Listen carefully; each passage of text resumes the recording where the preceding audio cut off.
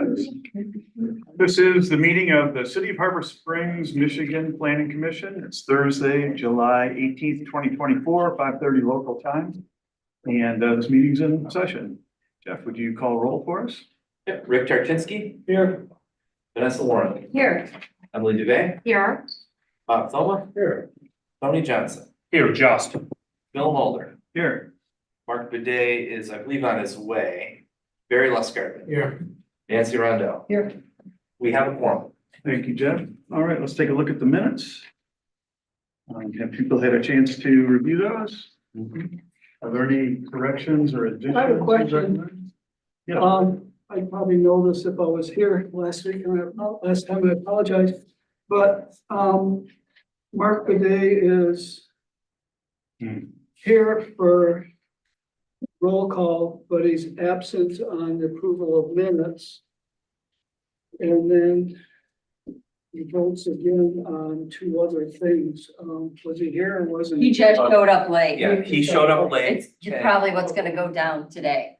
I should, and what I intended to do, and it looks like I missed it, is normally in a situation like that, when I do the members present at the beginning, I'll put in arrived at and the time. Okay, Because then, yes, he missed the first couple of motions, but then he showed up and he was involved in the rest. Okay. Yeah, so I will make that correction to note the time of when he arrived. thank you. I think you have a misspelling. Let me think where, the first line where it says council, I think council's spelled wrong. Is that in the minutes? Oh, Am I right? I don't have a minute. Yeah. Okay, it should be yes. CIL instead of, I don't know why I did SE. It looked like a British town. Yeah, I've also got one. Karen Offfield's first name is spelled incorrectly, I believe. Yeah. Oh, I'm sorry. K-R-I-N, is that right? Karen, how do you spell your first name? I am, Karin? yes, I apologize about that. We will correct that as well. thanks. All right, with those corrections and additions noted, I move to approve the minutes. I'll second it. we have a motion and a second to approve the minutes from the June 20th, 2024 Planning Commission meeting. All in favor, please say aye. Aye. Opposed? Minutes are approved. All right, moving on to public comment. So for those online and for those in the room, this is the time where you can make a comment and tell the Planning Commission what's on your mind, suggestions, complaints, whatever, for things that are not on the agenda tonight.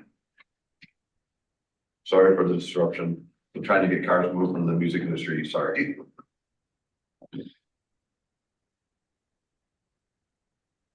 All right, I don't hear any public comments on things not on the agenda, so let's get into the agenda.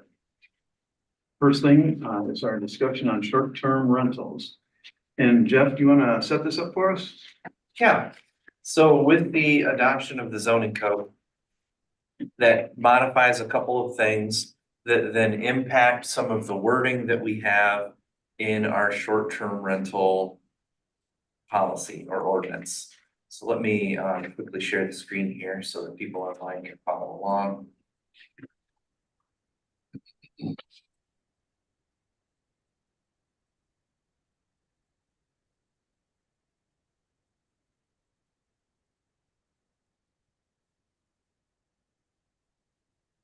So I'll just review and touch on what I put in my memo to you guys.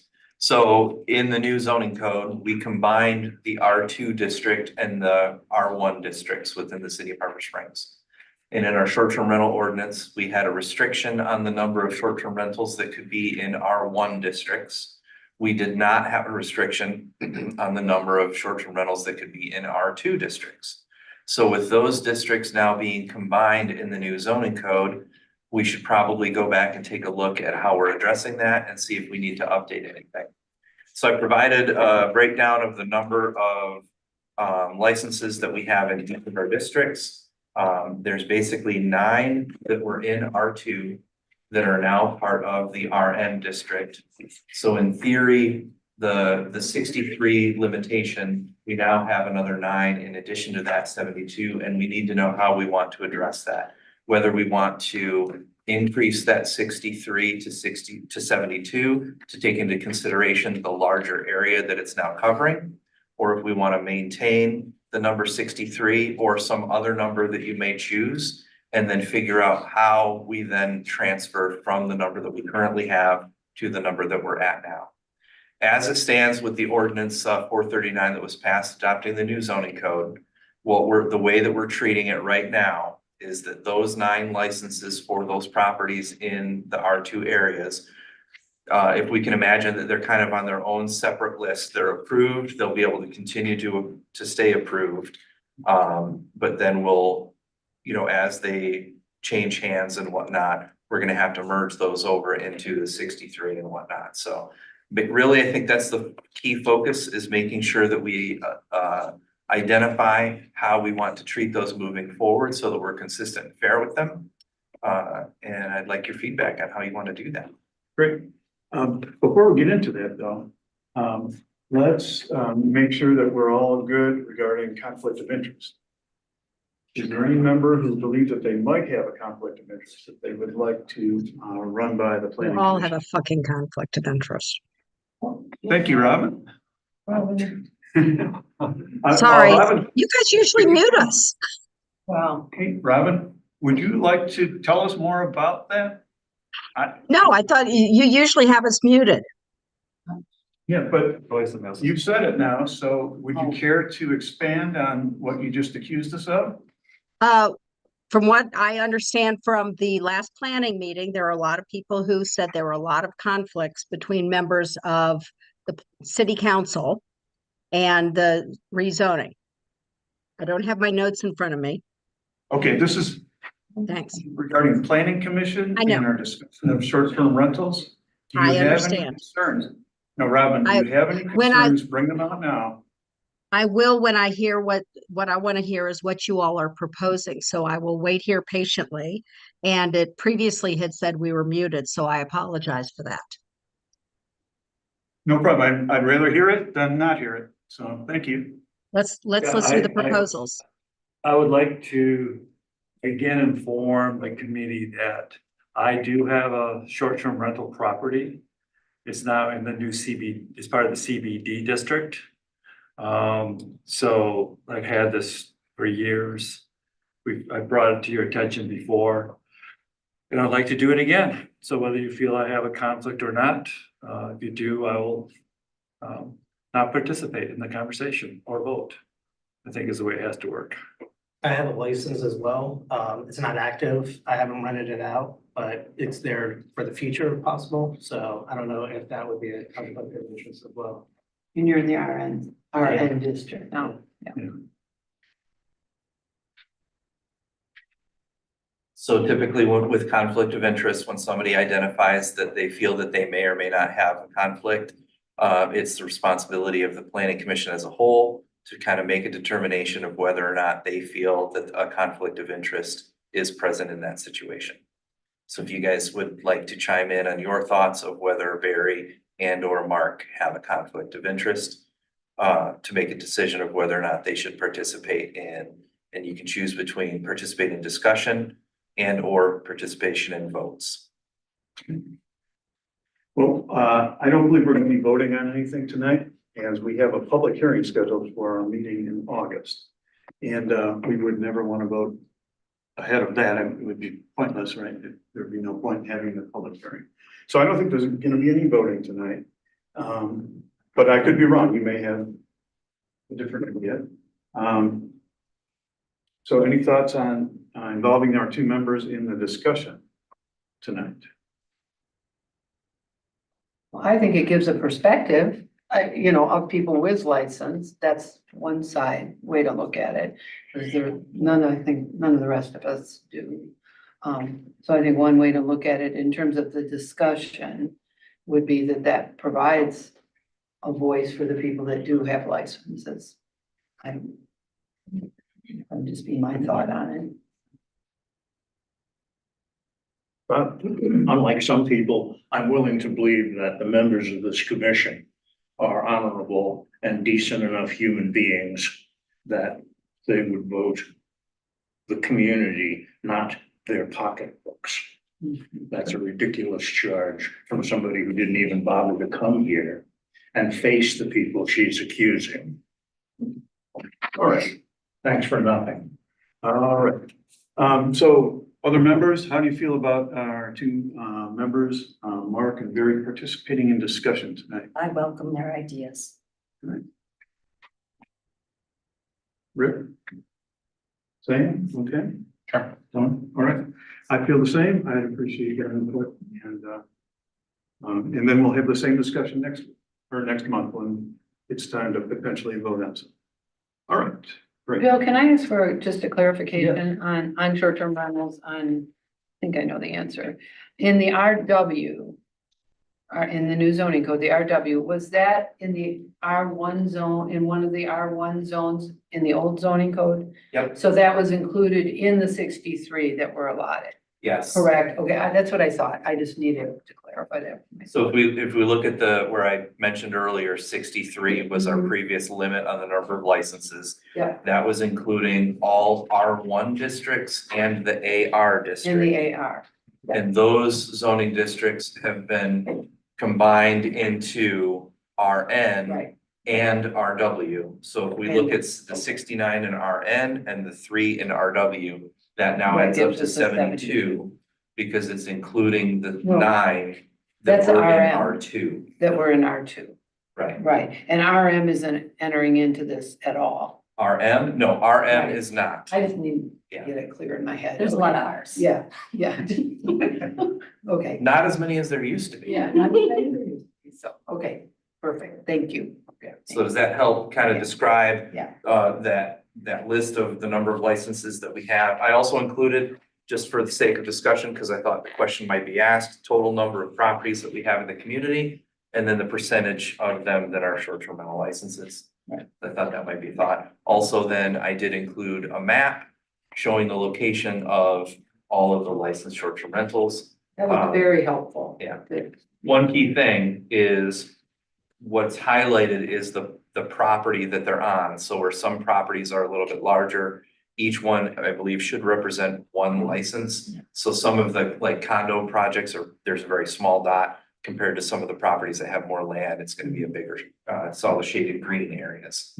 Jeff, could you scroll to the map so folks watching Let's do that. online and then later on replay? So there's a brief, then showing of the number of licenses and where they're located. And then here is the map showing where they are located within the city. Could you zoom in on that just a little bit? Plus button. I probably can if I'm. Yeah. Yeah, Yeah. that's All right. right. So then we did get some feedback, and you have a handout from a member of the community that it did express some thoughts and concerns regarding some areas in town that have a, let's say, a higher density of short-term rentals in that area compared to others. And they even took the opportunity to show a layout where if some other rentals were to go away and then some people on the wait list were to be added, it would increase the density of short-term rentals even a little bit more in their area. And they're referring to an area that's basically around State and Harrison, in the proximity of Summit Street and Snyder. To give, because I don't have that handout available for people on the video. So what you are showing on the screen, Jeff, is what? Those are the. So that is a visual representation of, currently, we have obviously the 63 that are within the limited licensed area. But we have an additional approximately another 40 that are in areas that do not have a limit on the number of licenses, like our central business district. So we have 101 currently licensed short-term rentals. And this is them plotted out on a map showing where they are located throughout the city. Okay, so it's more than one R that is being represented there. These are The all, whole city. it's the whole city, Okay. right? It's the single family neighborhoods, the RN and RW, but it's also the B1 districts, the central business district. It's any short-term rental that is licensed within the city is represented on this map. Thank you. Jeff, if, does your cursor work? Could you kind of circle around the 9 that we're talking about, the concentration of the 9? It would be, I don't think people online can see my cursor, but it would be this area right here, which is in the area of State Street, Harrison Street and Summit Street, kind of this area Well, here. those were That- our, Yeah, No, and the that's ones that R. were in R2. The ones that Oh, were in the one R that- two. Oh, the one in R2. yes, I'm sorry, I'm switching back to. So the R2 districts, the south side of Main Street along here was R2. This neighborhood here was R2 on the, again, on the south side of Main Street, but now over by Traverse Street. And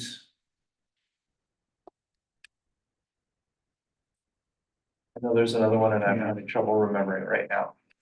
But I think that's most of them. There were, and it might be some of these down here.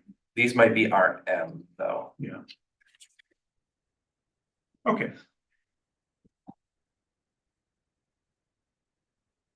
All right, so let's talk a little bit with the planning commission, then we'll open up for public comment.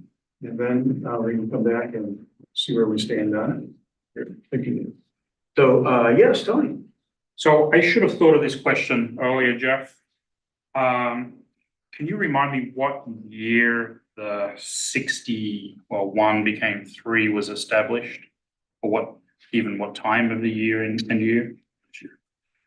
I believe we established the limit of 60 originally in 2022. I think it was at the tail end of 2021. I believe we established it for the 2022 year. Okay. We continued that limitation of 60 into 2023. And that's when it was expanded to take into consideration a couple of issues that needed to be addressed, where it was up then to 63. Okay. Second part to my question then is, do you happen to know, or can you find out if is it 9 that were in R2? Am I getting that right? Yes. Was that 9 in that same time frame, or was it more or less? Well, again, R2 was in an area that did not have a limitation. I understand. So the number of and which ones may have changed. Mhm. So I could certainly go back and look Okay. to see when those 9 became licensed.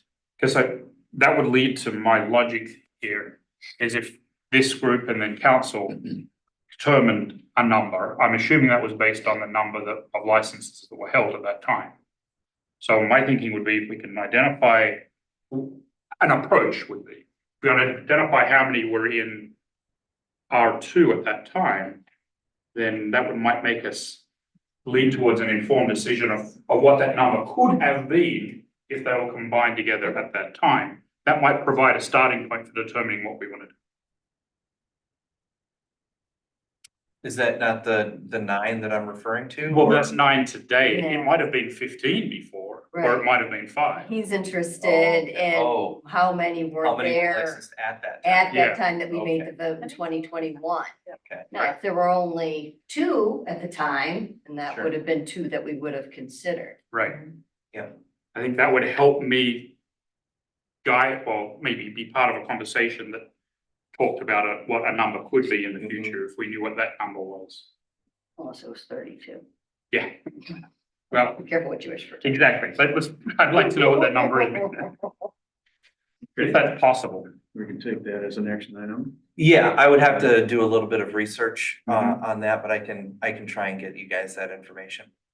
So my thinking then is, if we said it was 60 plus however many that other number was, that kind of gives us a baseline to say, is this the number that we want to recommend based on all that logic that happened then? Right. And do we want to figure out a strategy to get to that number? Or do we want to revise that number? But having a baseline, if those 2 areas were already combined at that time, I think that probably would have been part of the discussion.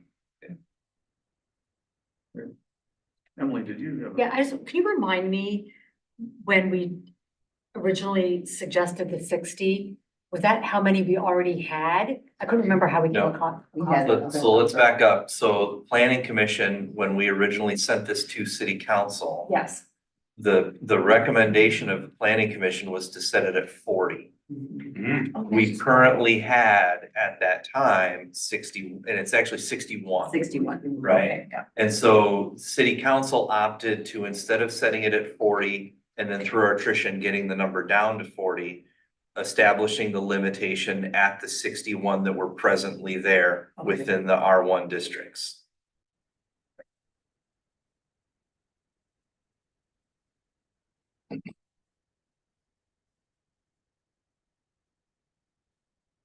Jeff, would it be possible to just look at these 9, consider them grandfathered in, let them continue to be licensed, and as they drop their license, that number just decreases and we keep 63 and a dwindling number of this 9 pile? Is that something that could be kept track of and could work? And that's actually, if we don't make any decisions today to change anything, that's what will happen, right? We have the 63 licenses that are currently available. They've currently been issued to property owners, and that's the number that's established. We have these additional 9 that are kind of grandfathered in. So we have a total of 72 that are currently licensed. We have available 63 licenses. The question is, how do we want to get back to that 63? So the first question is, right now we're at 72. We established 63. If right now a license holder in, let's say, another area that wasn't R2, if that has a license that they decide to give up their license, do we allow one of those licenses that was originally transferable to someone on the wait list to be transferable to that next person, where we would remain at 72? So that the people on the wait list aren't unnecessarily punished by these 9 from R2 being smushed in with the licenses? Or do we maintain those 9 separately for a while and allow that license to be reissued, and we wait for those 9 specifically to come off so that they don't interrupt the wait list? Or do we say, nope, that's gonna interrupt the wait list and we're gonna try and get back down to 63 as quickly as possible? Or then the question is, do we increase the limit from 63 to 72? Or some other number that you might choose, 40 or 80 or anywhere in between. I would not like to increase the number. Do we know how many people are on the wait list? It's approximately, I want to say 12 to 15. I think, and it changes a little bit. So obviously when you apply for a license or to be on the wait list, that's for your specific person and that specific property. So I will say that, we've had 3 properties that were on the wait list. They have been issued licenses, they've transferred over. We have another 2 to 3 properties that the person that applied has sold their home, and so then they've been removed from the wait list. So there's been some turnover. But again, there's probably about 12 to 15 people on it. And with an average turnover each year of about, let's say, 2 to 3. I've been telling people that the realistic expectation is if they get on the wait list today, there may be a license available for them in about 4 to 5 years based on that turnover. Again, that's only based on 2 years of working with that limitation with the number of licenses, basically 2023 and 2024. Can I ask just a couple questions? I think we have to think about why we set the number where we did, but allowed unlimited in R2 and CBD. And I don't have answers to these. They're just questions when I'm thinking about this. And is that fair to people on the wait list to 9 more properties that come on, which then slows it down at least 3 more years for the people on the wait list? But it doesn't. Wait, could you explain that? Well, because if we've got 9, we have 9 that we've added in that were in R2. And if we 2 to 3 turnover every year, Oh, and we, and we're not gonna and we increase the kept the number. same 63 limit. Yeah, and I'm not saying we should or shouldn't, I'm talking out, I'm thinking out loud. Got it. That slows that wait list down by at least 3 years. Oh, over the at peak. least. At least, if not more. Maybe that's what we wanna do. I don't know, but I think, and I also, have we had complaints about short-term rentals this year? You know, have we had any issues with them so far this season? That's another thing to look at, I think. I think we have to break the complaints down into 2 categories. One would be general complaints about just the way that they change the community Yeah. versus complaints of a specific issue at a specific property. We really have not had any complaints so far this year that I have received regarding a specific issue at a property like noise, garbage, or parking. Of course, there have been grumblings about just the way that it shapes the character of the community. That's the, just because I was about ready to head out, gotta wait for Yeah. I think we yielded 2 questions, or 2 complaints this year about, I think it was music, about music. And the people were more than, compliant. It was like, it was not a problem. It was a problem, I understand it, but we went, knocked on their door and it was taken care of. And those were at short-term rentals? Yes. Okay, thank you. Sorry, I'm gonna do that. I'm gonna wait for that question. Oh, yeah. Then we're ready. All right. You gotta bug out. Yeah, thank you. If you need me, call me. Thanks, Kyle. One thing that I think is confusing is sometimes people will call having a question or a concern about a short-term rental. And then when we research into the situation, it's actually not a short-term rental, it's the property owners and their extensive amount of guests. Those are my questions. All right. Think about. Any other initial thoughts and before we get some? Well, again, I was a little late, my apologies. But Jeff, did you say that one option is to just simply let these 9 go until they take themselves out of the pool and just hold the number 63 and have it not affect the wait list? Yeah, Wait that's list is only certainly one relevant. option, is that they would only We have affect 2 classes themselves. of licenses. Yeah. Active and to be eliminated. I would say essentially you could look at them as active licenses and then grandfathered licenses. Let them keep their license and renew it each year, but not let that license transfer on to another person. That's essentially, I believe the way, in speaking with our city attorney, Jim Raymer, kind of how he structured the language in the ordinance that we passed to address the issue. So I think if we do nothing, that would be how we would administratively handle the situation. So that's already in our code. Well, it's in the ordinance. Or the ordinance, rather, I'm sorry, it's in the ordinance. I believe so, yes. Yeah. All right. Quick question for Jeff. Jeff, when people complain to you about short-term rentals changing the character of the community, do they elaborate on that or do they just say it? No, I think it's a pretty easy thing to explain, you know, if you live on a street that has 0 short-term rentals, you know your neighbors, or you know who they are, at least until they sell and move on, but typically those people are around more frequently.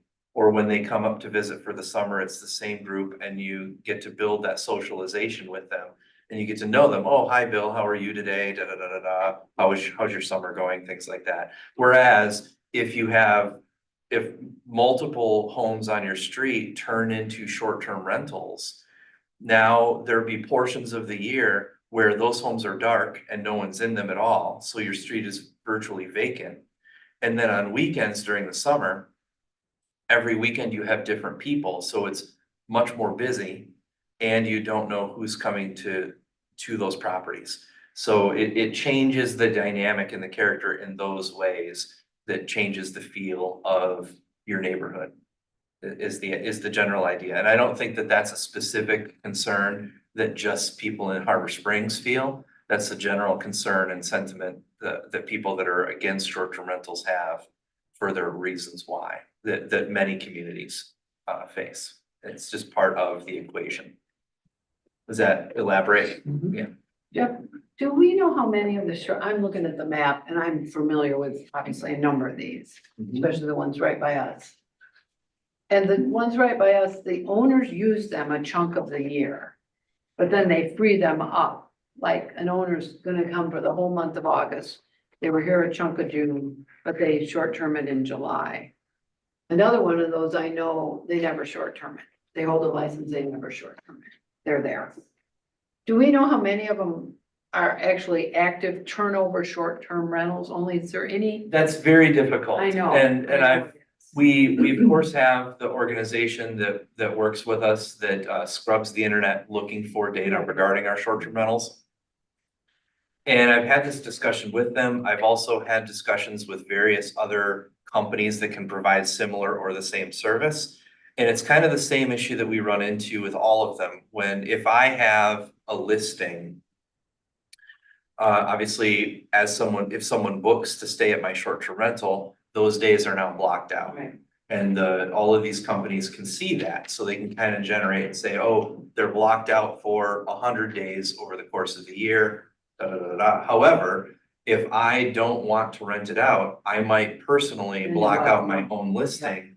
Yeah. But it can appear that it's being rented. So no, we really don't have a way to know whether the owner has blocked it out for their own use or if they've blocked it out because it's being rented at that Okay. time. That's what I figured the answer was gonna be. So, all right. Am I allowed to, Jeff, don't you ask us that on our applications, how many weeks we plan to rent it? That is something that we have asked, people to include on the application as an approximation. I think, that comes with a varying degree of accuracy. Sometimes people may just change their mind. They fill it out at the beginning of the season. We're thinking we're gonna do it this much, but then throughout the year they change. They're either gonna be there more, so it gets rented out less, or they decide they're not going to come to Harbor Springs at all this year, so they rent it out more. Exactly, but we but could it might probably be a look good at- baseline. Yeah, we could certainly go back and look to see what the average, thing I was is. just curious, because that does drive, when we say they don't know their neighbors, but the short-term rental people actually spend 2 of the 3 months there. I mean, I see both sides of it. I was just curious if we had any I'm idea. not sure it's the city's business. Yeah, yeah, At all, about yeah. how many weeks and what you do with them. yeah. All right, well, Okay. let's see what folks online and in the audience have to say to give us some more things to think about. Anybody in the room care to weigh in at this time? Margie Marks, 818 Arbor Street. Thank you, the opportunity to speak. I have to say that I like the idea that was coming around the table at the end, which is grandfather them in, don't change the number. We increased the number. I think we're just asking for a big trick bag to play in. We worked for years to get this number. We wanted it at 40, compromised at 63. We did our research on what the percentages are in the most opportune percentages for short-term rentals in a town of our size. We're already elevated in that percentage. So I do agree that the people who have them already shouldn't be penalized, nor should the people on the waiting list. And let's just rock it out the way it is. I was hoping to bring 63 down. We were talking about that, and I feel like we would be honoring our work that we've done and not working so much on guesswork.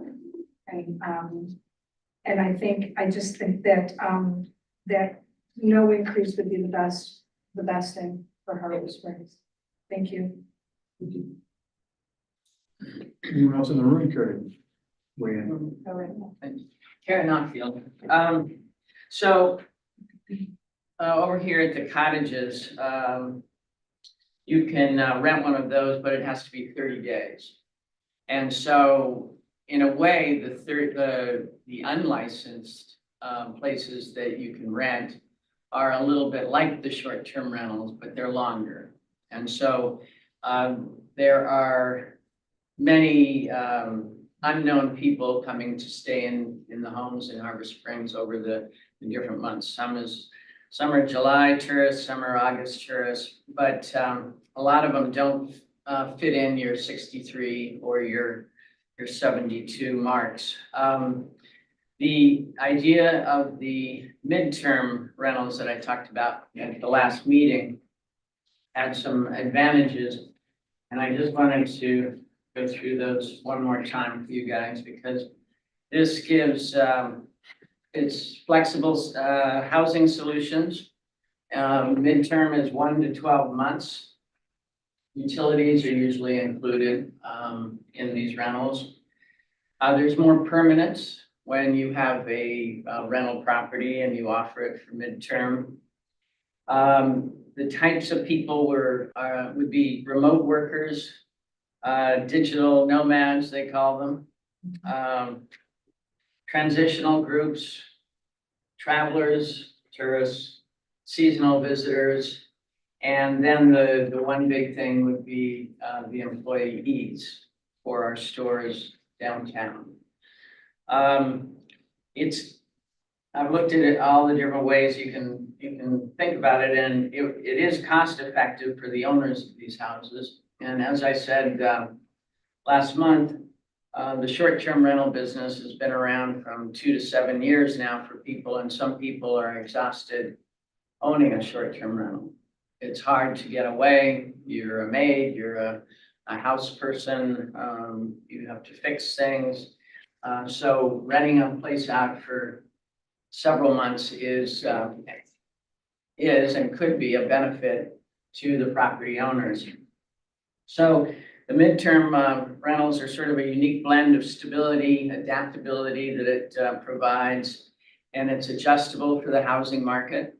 It gives people another way of looking at things, not renting out and trying to find a tenant for, that's going to spend the next 5 years in your home, but someone that's going to stay there for the summer or for the winter for the ski season.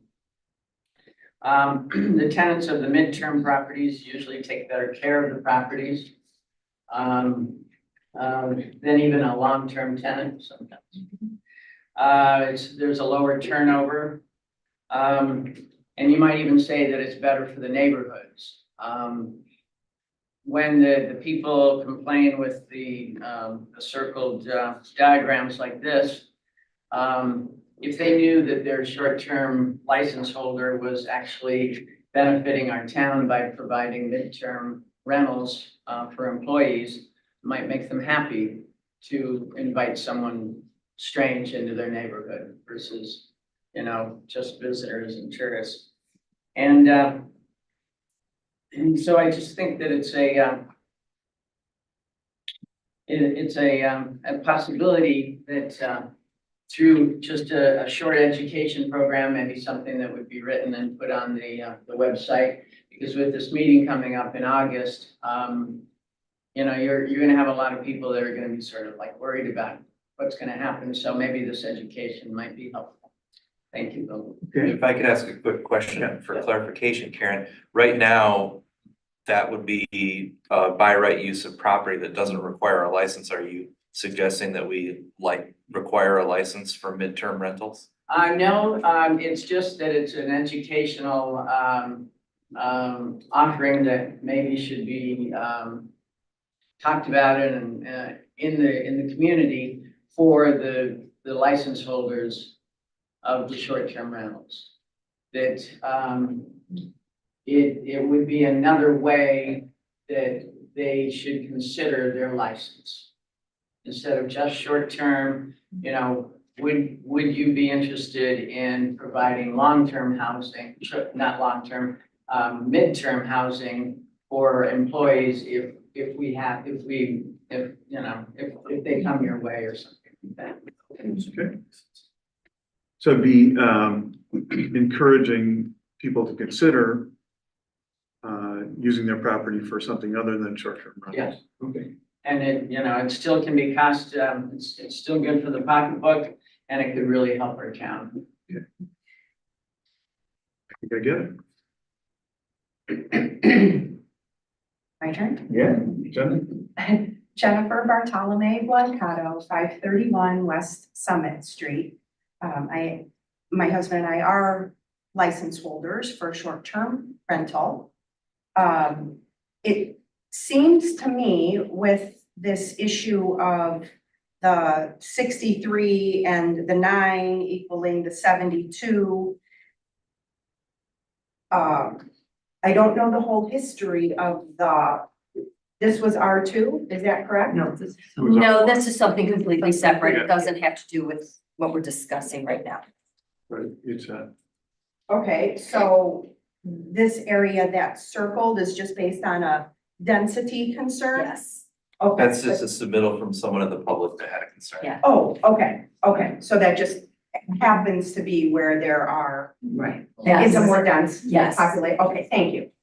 Yeah. So with, the 63 license holders, and then the 9 license holders, that's 72. If that's where we're at, that's where we're at. It seems from an administrative perspective, it might be easiest for you all if you just work off of the 72. Because if I remember correctly, the actual math that was used to come up with the 63, it wasn't particularly based on some hard facts. It was a little more ambiguous in how it was landed on for 63. So if there are currently 72 licenses being held and life is going on where folks are able to come up and enjoy the quaintness of Harbor Springs and spend their money in town and boost the economy, then if we're at 72, we're at 72. If some fall off, then it goes down a little bit, or if people from the wait list are able to get a license and we remain at 72, life is still going on. It's not like there's big, bad, scary that's happening in Harbor Springs. I'm surrounded by folks that have different renters regularly, and we're doing just fine. Our family's functioning just fine. We're not threatened by anything. We enjoy meeting the new people, and life is going on. And lots of people, or people that come up and rent the short-term rentals, they're able to enjoy everything that our beautiful community that you all work hard to keep good. Chief Knight's not here, but that his team works to keep safe. And life is good. That's my comment. So, Thank you very much. Anyone else in the room? John Leo, 510 West Summit Street. And the city originally, I mean, the 63 and the 9 were okay with the city. I mean, they were all allowed to operate within the city. So I'm not sure exactly what's changed, other than they've been incorporated into a different classification based on zoning. I'm not exactly sure what the problem is we're trying to solve, other than the administration. And if you take the 63 and you add the 9, and there's a departure from someone within the 9 and they're considered all equal, that accelerates the people on the waiting list getting a house. I don't necessarily see it as a negative for the waiting list. So I don't see it as broken. I don't see it as a negative for the waiting list. Maybe I'm just missing it. All right, we'll definitely come back. We'll definitely come back to that. All right, folks online, Jennifer, oh, no, who's first up there? Jennifer McKay with the Watershed Council All has raised right. her hand if you'd like to chime in. Great. Thank you. So again, Jennifer McKay, I'm with Tip of the Mint Watershed Council, and myself and my colleague were there last month, and my colleague Anna McGlashan raised the issue of adding septic protections in the short-term rental ordinance, and I just want to reinforce that. So Michigan is the only state in the nation without uniform standards on how septic systems are designed, built, and installed. And so in the absence of that, Michigan has local septic codes created by their local health district in conjunction with townships and county governments. But once installed, our septic systems are never inspected again. The only time they are ever regulated are when there is a failure. And so we obviously know that failing and improperly maintained systems introduce nutrients, bacteria, viruses, and other pollutants into our lake streams and Little Traverse Bay. It can cause algae blooms, unsafe swimming conditions, unsafe drinking water. And so with short-term rentals in particular, they place enormous pressure on septic systems. So they're known for high occupancy rates. A lot of times operators seek to maximize profit by increasing the sleeping capacity of the dwelling to accommodate more renters. And as a result, septic systems as short-term rentals are often not up to code, and they're strained by the heavy usage above what the system was designed for. And in particular, the Health Department of Northwest Michigan has determined that addressing septic systems at short-term rentals is one of the greatest targets that we can address to protect our water resources from septic contamination. And so it's really simple. You know, short-term regulations can protect against septic failures by either limiting the number of guests based upon the septic tank size or the number of bedrooms, or requiring homeowners to just have a current inspection on file. And looking at the map, there would be very few properties that would be impacted. So it would not be an administrative burden upon either the city or the health department, but the benefits would be significant to our water resources. And I would encourage you to consider such protections when you look at the short-term rental ordinance. And also, you know, we can provide the Watershed Council, also in coordination with the Health Department of Northwest Michigan, can provide more information on both the need and implementation of a septic inspection for short-term rentals if you are interested. So thank you. All right. I'd like to respond to that. Yeah. Jennifer, Harbor Springs has a sanitation system. 95% of the houses on this map are on the sanitation system. There are very few homes on the west end of town that have septic fields. Almost none of these homes are on private systems. We've done our due diligence here. Yeah, you have about 20% Thank of you. Yeah, you have about 20% of the city that is on septic. And so again, that it would be a very small amount of properties that would be impacted. But again, the benefit to protect both the groundwater, drinking water, and waters of Little Traverse Bay would be worthwhile for such a small impact to require it in the ordinance. Thank you. Okay. Thank you very much. And Robin Johnson. Hi, I'll go backwards in my comments, and Jennifer, I certainly agree with you with what you said. One thing that you didn't mention, Jeff, to her, you do limit how many guests we can have in our short-term rental, Jennifer, so we can't pack our houses. I'm limited to 6 guests because I have 3 bedrooms, so they only allow 2 guests per bedroom as it is. That being said, I think requiring that a septic system be pumped every 3 years is a great idea. That's what we have to do here.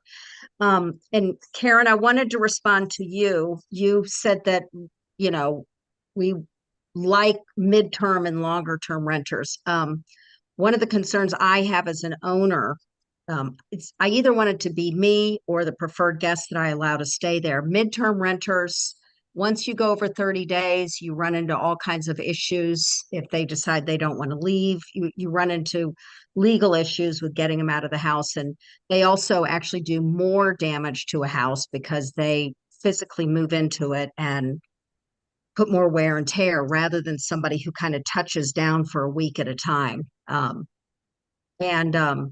Then on my thought on the licenses, could you keep the number of licenses separate between the 9 and the 63? Could you just say, okay, this 9, we're going to carve this out and say you have 9 licenses. We're going to keep it like that for the time being. And we're going to keep the R2 at 63. Could you just keep that carved out? Would that be an option? Can you maintain that separation based on the old zoning and the new zoning? We could talk about anything. That's just a thought, What do you see the advantage being? Not just well, it's somewhat kicking the can down the road. At the same time, those people are up there, they have licenses, and there are people who are waiting based on the belief that there were going to be 63 in a certain geographic area. And now you've increased the geographic area and you're talking about reducing the number of overall licenses. And I think it does a disservice. It's unfair for those people who are on the waiting list because it's going to make it harder for them. Okay, I think it doesn't hurt me. Doesn't hurt me. I've got one. I want to think about the people who are on the list that with the belief that they could get one in a 3 years or 5 years, and now it could be longer. But it won't be longer because they're still competing for the same 63. These 9 would be, if we did it as a grandfather, completely out of the picture. If I'm on the waiting list now and there's 63 units, nothing is affected by these other 9. It's not a disservice to anybody. They have the same opportunity. In fact, what it does is opens up more people to sign up for licenses. But those well, 9, no, the same number could still be signing up. Now they're going to be limited. But it's the same number of licenses for a larger geographic area. Correct. Okay. That's so your ratios are going to change. Got it. Thank you very much. Okay, I think we've heard all the comments. And we've heard a few different concepts here. So let me just take your temperature. Commissioners, we don't have to vote, or we don't want to vote, shouldn't vote on anything tonight, but let's just, let me take your temperature on a few key concepts. One, do you believe the city should still restrict the number of licenses for short-term rentals in some way? Yes. 63. Seeing nods around the table. Yes.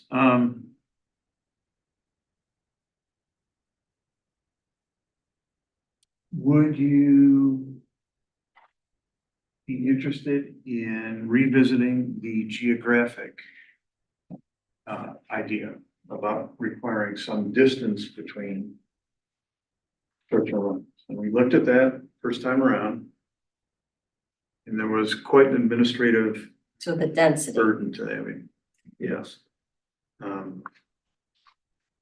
What's your appetite for that? We were told that it was not very legal to do that. the ship sail. There were too many troubles deciding on where you take your measurements from to decide how many in an area. And so we basically had to give up that idea because back then we saw that there was a number of short-term rentals ending up in one small area. And some cities set limits on, 500 feet away from one to another or something like that. And we were told that it was just too difficult and it might not be legal. So I think at that point, we decided that we weren't going to be able to restrict it by geographical location. Because I tried and I wanted to be able to limit it. And we didn't make it there.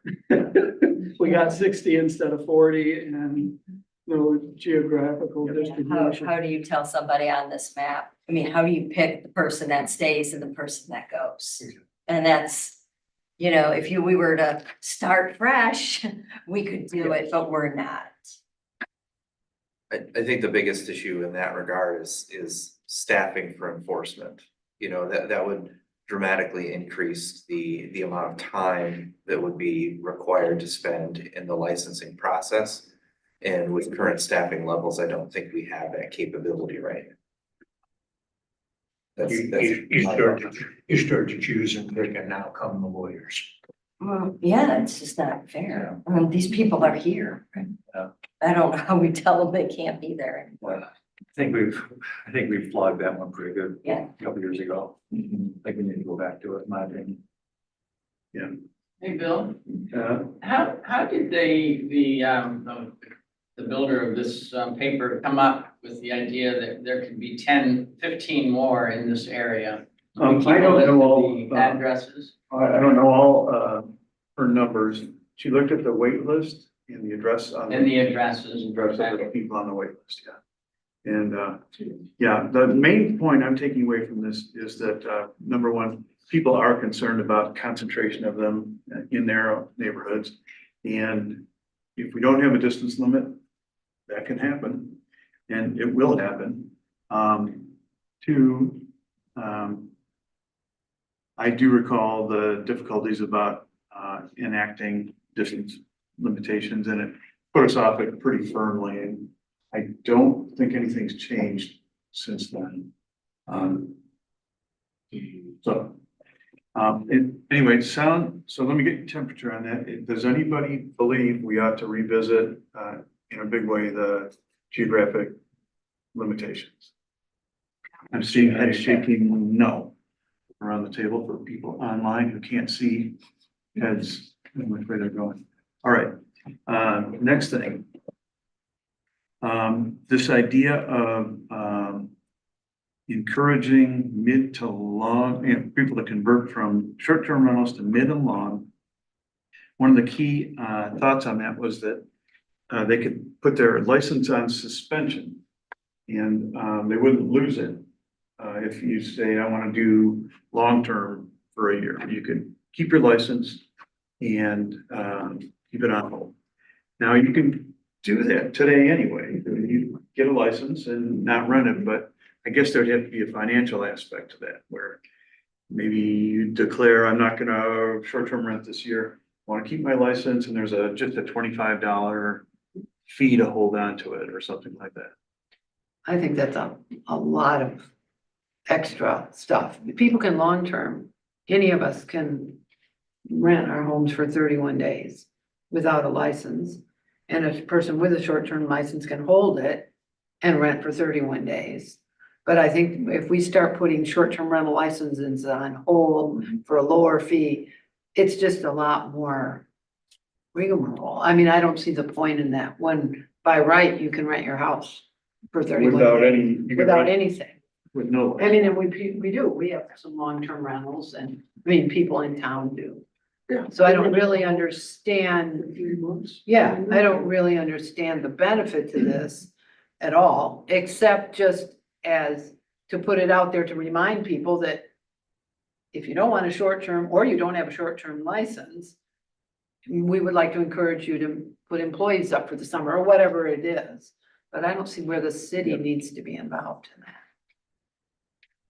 Other thoughts? No, I agree. I feel like it's wonderful information Yeah. that we've been given. And that's up to the homeowners to do their own research on how they want to rent their home. I don't think we as a city need to be involved in that. And that could be feedback when if they're on the waiting list, because they can't get a license right away to. Say, here's another option if you Exactly. thought about it. But I don't think it's up to the city to be doing that. I don't think that's really something we need to do. Okay, so sounds like there's not support for a structural thing to put a license on suspension. But Could we, when people are on the waiting list and they pay, could we then issue them a letter saying, here's an option that you might want to consider? correct. And, yeah. do long-term or 31-day rentals to help Is there, get people. in Mr. the Chairman, is there anything in the STR ordinance that would prevent a person that has a license, if they had the opportunity to rent their short term for 4 months? There's nothing that's gonna, they have that option. Yeah, Right. so just a question like, would people be encouraged to choose midterm or long-term over short-term if they could just hold on to their license and not pay the full $495? The license is $400. The concern that I have with that, of removing that cost, is we still have the burden of all of the monitoring and the maintenance and the relicensing of that property each year, and there is a time commitment and a cost to us. So it doesn't make sense from that administrative side to remove the fee when I think we're actually to some extent increasing the workload and now keeping track of how they're using the property, where right now we don't. I think it's just a matter of education.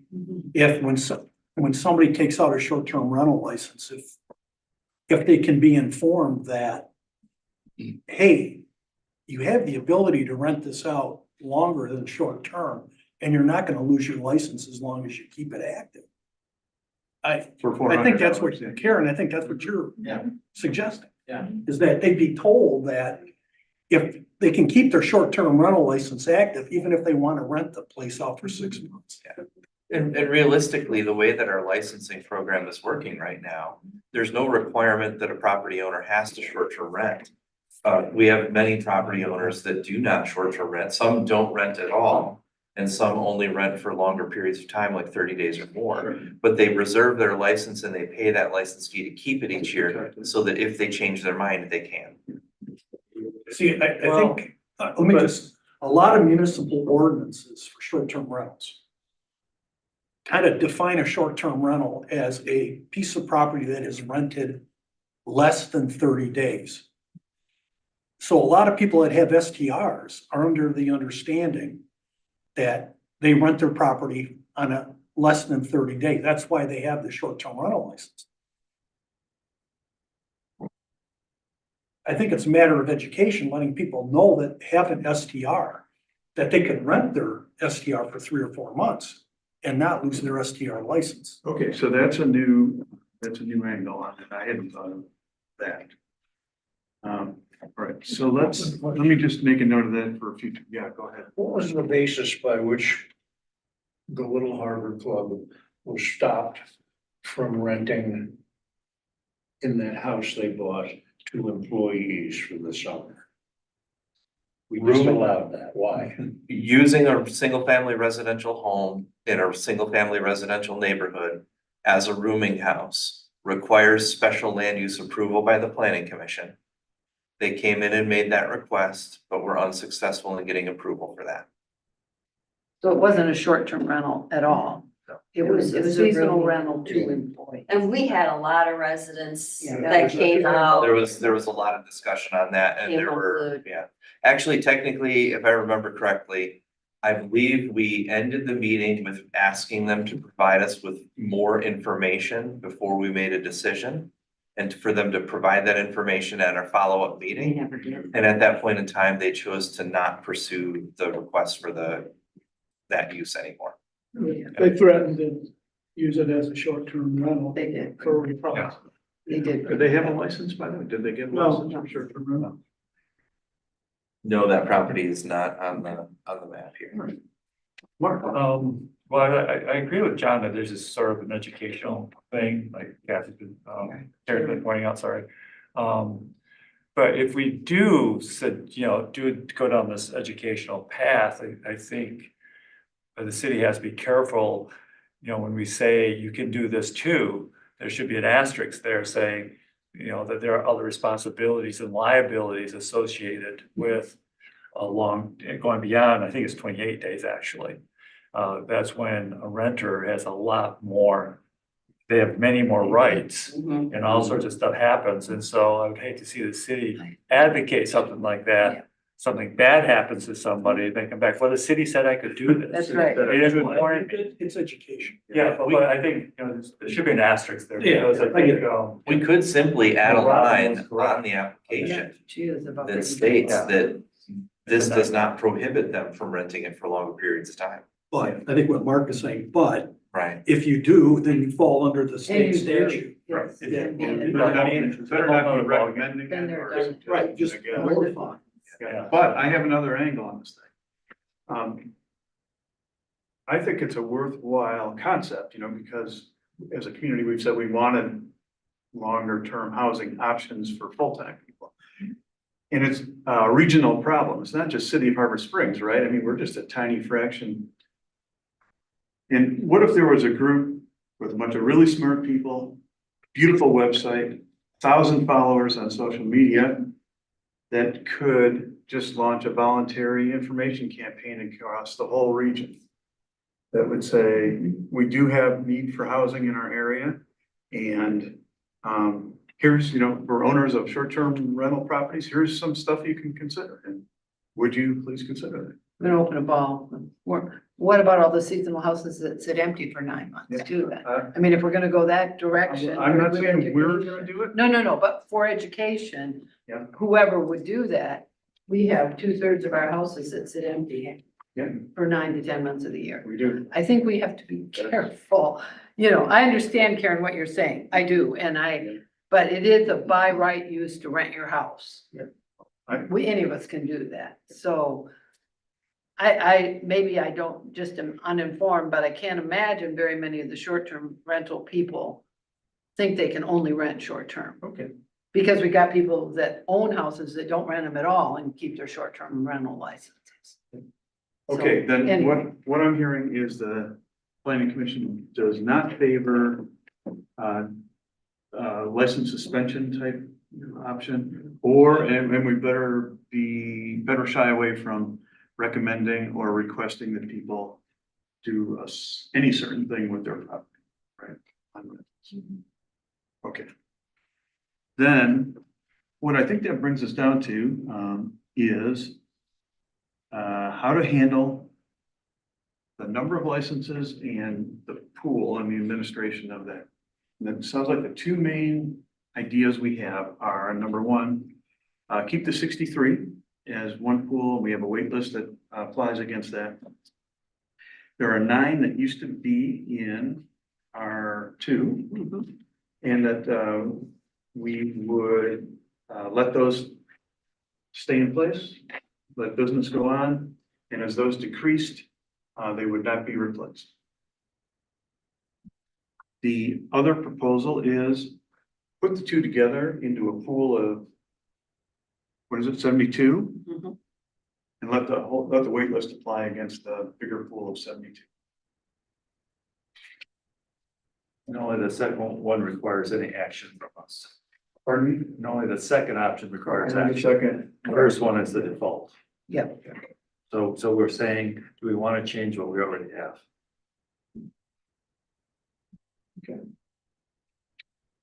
We don't have to, like I said, we don't have to decide anything tonight. Well, we won't, because there's a public meeting, right? Right. We want to But hear what we can folks do think. is we can focus the conversation for the Yes. next meeting to 2 proposals. And that would allow people to weigh in on the 2 proposals or suggest something else, but it would give us a little more structure. I think another option would be, more extreme option would be you recognize that you have 72 licenses because of the consolidation of the zoning districts, but you keep your cap at 63 And let it, and just let it go through attrition. And You're right. whoever But that would affect the people on the waiting list. Well, that would affect the people on the waiting list, but it would maintain the city's policy or their decision to maintain the cap at 63. Yeah, it depends what the goal for the city. It depends on what not the goal of the city is. Not taking into consideration of the people on the wait list. Right. And I don't know if that. It's just a question of, do we want the 9 to be part of that attrition process or not? Or let them have their own attrition process? And I still want to verify if 9 is the right number there, based on. the Oh, history. I will get that information for I us. think that's an See. important, yeah, because if it was, Yeah. 2-3 years ago and it was only 7, then I feel like it should be 7. I like Tony's idea. Yeah. And then. If we were going to increase the number from 63 to some new number. Correct. I will find that information out to see, we made that decision, I think it was at the end of 2021 for 2022. So I'll find out how many licenses we had in the R2 district in 2021. Right, is there a point of Just a order? comment, the city and council did approve 63 based on the number of, well, it was 61, and then it became 63, based on a certain geographic area. Correct. So now that is expanded. The geographic area is changing. Expanded. So the logic of saying, well, but we chose 63 at the time, that there's a conflict. We're chosen on a specific landmass, and now you're expanding it, but holding to the 63. Right. If I were in the 9, or if I were on the list, I'd have a problem digesting that. All right, so here's what I'll do. I'll work with Jeff and we'll lay out the 2 or 2.5 main ideas that we came away with tonight with possible advantages and disadvantages of each. So that we can have it on paper, come back and talk it through. But just to answer to that, the number wasn't based on a geographical distance. It was based on a residential setting. So while we have expanded the geographic area, we are still limiting it to residential. And that's what it was set up for, that we were gonna have 61 short-term rentals in these residential districts. Now that we can divide them into one, we're still talking residential districts. We're not talking geographical space. But those are residential. They're the same. But they were residential. They were residential. They were residential and we allowed extras in R2. And those were residential. And so now we're taking those away if we No, drop we're the not. numbers. We're leaving the 9. Well, but Depends which way we're we saying, go. it depends which option you chose, yeah. I think we got a clear way to move forward and to prepare for the next meeting. Is there any other data and information that we can provide in addition to the number of licensed short-term rentals and the map in preparation How many for? people on the wait list are in the old R2? I will look. Did I include that in my? Oh, if you did, I'm sorry, I missed it. Down on the way. Not the wait list. I will have that. I have one question, and you might have had that up earlier, the percentage. Did you already break down the percentage of how many short-term rentals? I thought I saw that. 7.4. And where does that relate to the rest of the, like, is there a goal that you have to stay around a certain percentage? There was a goal initially, and then that was a recommendation that planning commission made to city council. City council took that into consideration, decided the main priority was respect the existing license holders and protect them.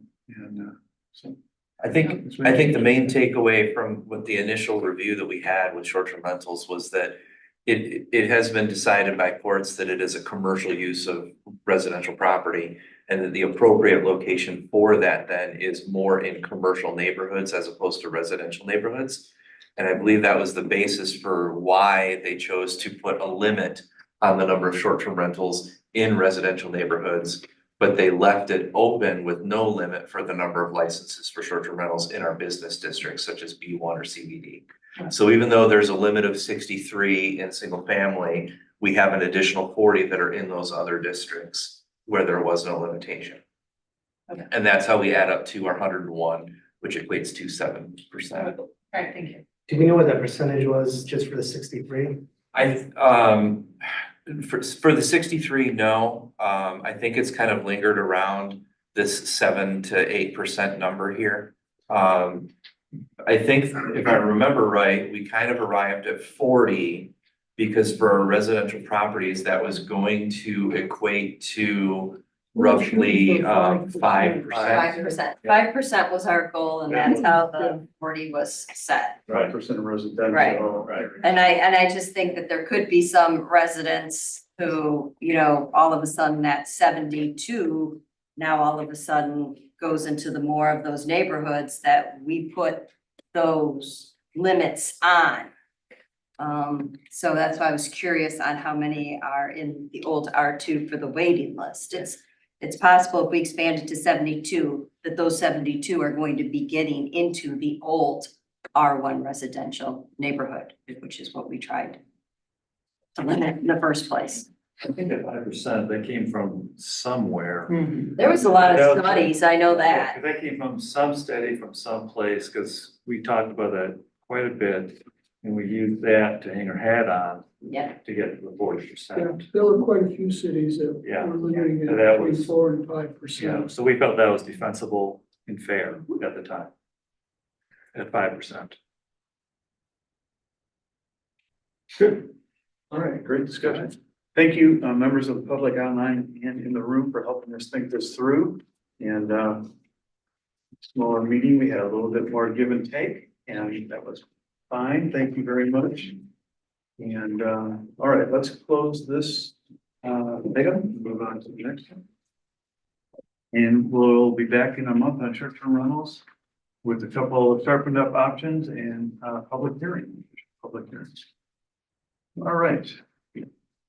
Next thing on the agenda is something kind of interesting and hasn't happened in a while. And Rick is gonna tell us about that. So we had 5 different planning commissions meet together, members from, 2 members basically, 2 to 3 from each one. And we sat down to discuss what each one of us was doing and what kind of problems we were having. And we found out that while each one of us has unique problems, overall, we were having the same problem. And the main problem was increasing full-time residents. Everybody seems to be having short-term rentals coming in, losing properties to that, which was causing problems with getting people on commissions and boards, which was causing commissions and boards to rewrite bylaws to drop how many people they needed to have a quorum. So it's kind of catching up to us now that we're losing property to short-term rentals. One of the townships was mostly losing their property to storage units. Because Emmett County doesn't have any regulation that you have to have a main property to have a storage unit. So they're being overtaken with boat houses and car warehouses. And they're trying to work out how to get by this and overcome it. Another thing, it was sort of decided on that as we work on master plans now, we need to include a housing analysis need in it so that we can have something to back up zoning code changes and anything else that's happening in town.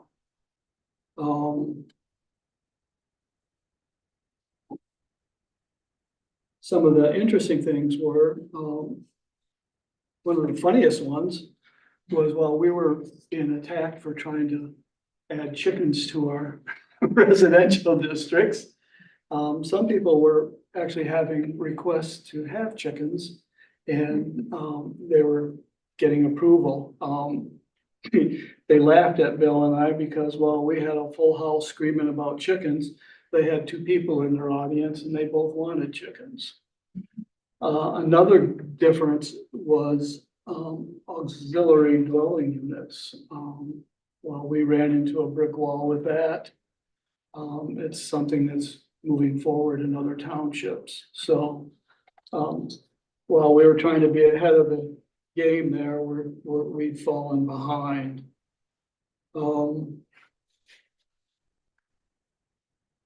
And the other problem was everybody seems to have a division between part-time and full-time residents. Part-time residents dig their heels in against any kind of change. They want to keep their townships basically in the fifties when their families started coming here. They want it to look alike, feel alike. They want to be able to do what they want. So more and more, they're trying to get longtime resident equity into master plans and anything else that comes along because people just want to be, they want more residents. They need workers just like we do. And unfortunately for them, they've got, some of them have cheaper housing, but they're too far away from the markets. So they have no way to get people to move there and work in Petoskey or Harbor Springs because it's just too much of a commute. And that was one of the biggest problems, you know, getting affordable housing. And that's why some of the areas are looking into auxiliary dwelling units because people are asking for it so that they can get long-term rentals and get people to help with stuff. So those were the biggest points, the sensitivity for full-time residents, trying to get affordable housing, and just trying to keep everybody on an even keel. You know, people are starting to get very polarized between long-term and part-time residents. Part-time residents seem to take offense that locals are trying to run their government and do what they want and not what the visitors want. So those were my takeaways. A need for further meetings where we can work out more problems, try to find out what they're doing and see if it'll work for us and the other way around. There are a lot of developments coming up right now. There's a huge housing development coming up, a couple of them around Petoskey, but they're fairly expensive properties. So we're not making any headway with cheaper housing. And that's what I got. I don't know if you took away any more, Bill? Well, we did find out that we have a whole lot in common, as you can imagine, since we're all in this area. And people really appreciated getting together and, you know, sharing what each are up to. And we actually came away with an idea to work on together, which would be unprecedented for our area. And so here, let me net out the idea for you. What we would do, the 5 planning commissions would take some leadership on the housing issue and kind of issue a call to the community for housing concepts for the workforce. This could be, you know, any number of ideas. It could be homes for sale. It could be apartments for rent. It could be any number of things located anywhere in the Harbor Springs area. And the idea is to engage our community members. We've got a lot of smart people out there. People are interested in trying to make an impact, and maybe some great ideas could come out of it.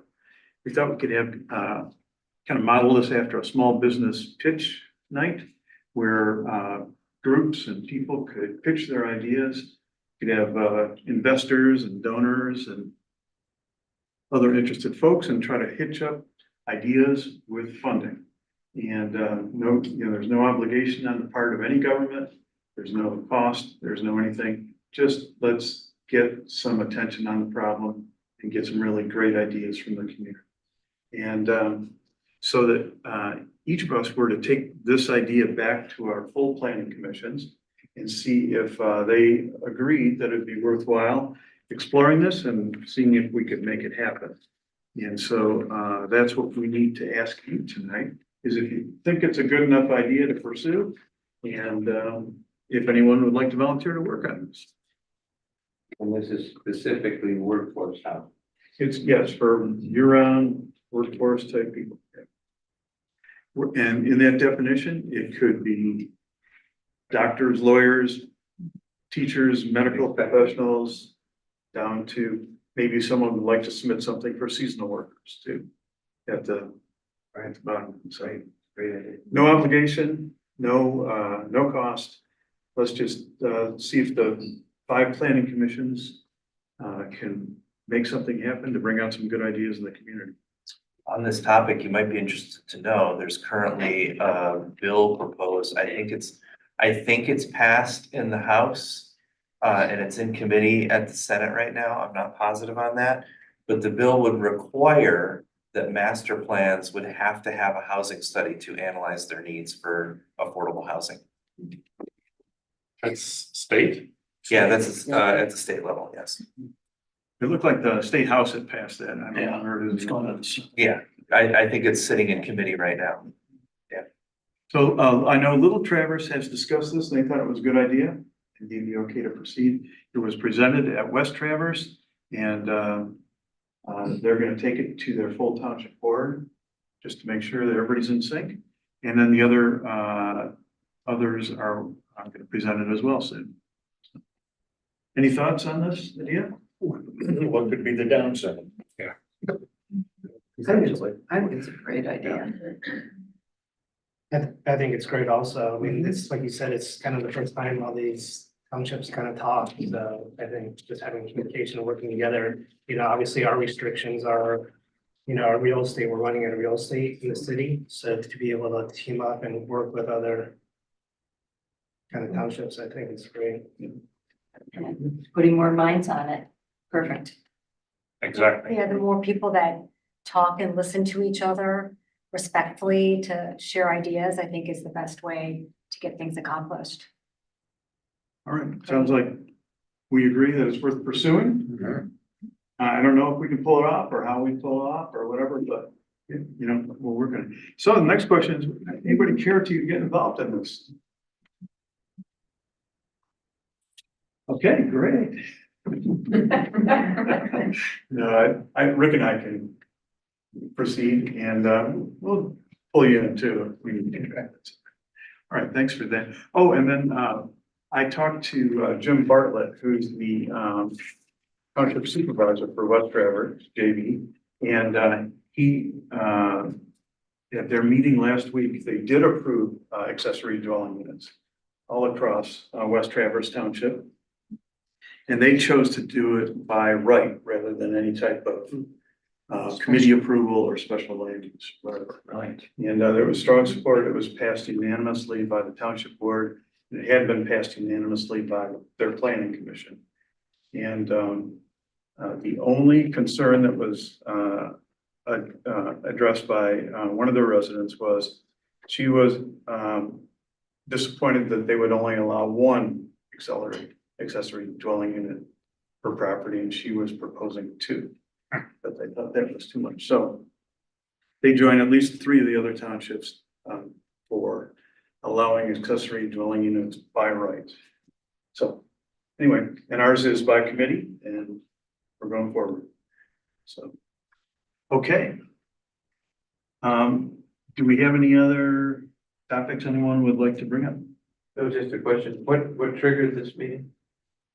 The thought that we ought to sync up with our counterparts and see what they're. Did you initiate it? Yeah. Okay. Yes, Rick and I. Okay, good. So I'm just curious because it never happened before, but who was the guy with the foresight to see that this got started? Right. Bravo. All right. Good idea. Good. Well, then this meeting is adjourned. Thank you.